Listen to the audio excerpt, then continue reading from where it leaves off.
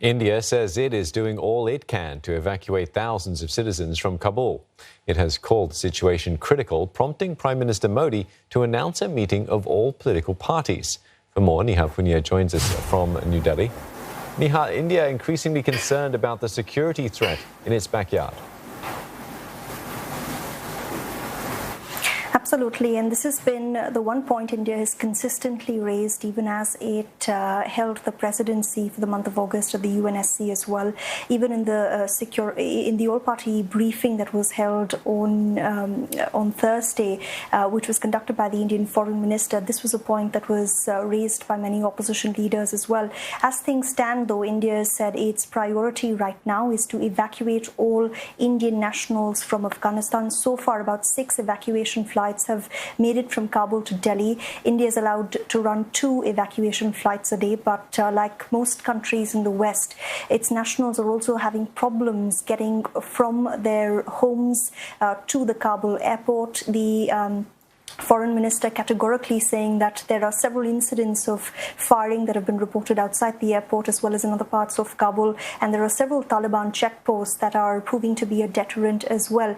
The Indian government simultaneously talking about its priorities with respect to the Afghan people, saying that its aim is to help the country, an old friend of India. So far, India has evacuated about 112 Afghan nationals, mostly Afghan Hindus and Sikhs, but there is pressure mounting on the Modi government to similarly extend a helping hand to the Muslim residents of Afghanistan as well. And the government says its emergency visa services are going to be helping in that regard. And this situation, Neha, has also spurred calls for Afghans already in India to officially be granted refugee status. Absolutely. We've seen this in the past, even when the Rohingya crisis was playing out. India is not a signatory to the UN Refugee Convention, which is why a lot of people from other countries who live here on ad hoc ID basis. Most of them issued ID cards by the UNHRC. Similarly, as far as official data goes, there are about 40,000 Afghans registered with the UN Human Rights Commission, and many others who haven't even been registered just yet.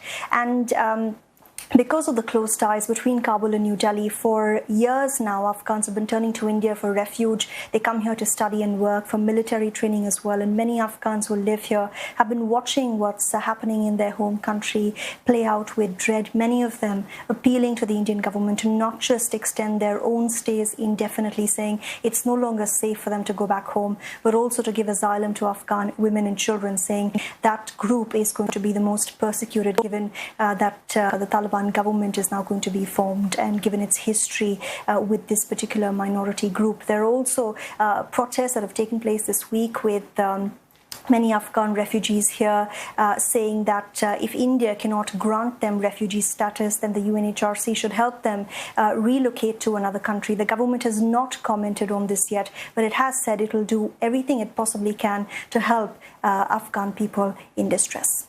Very many thanks. Neha Punia in New Delhi.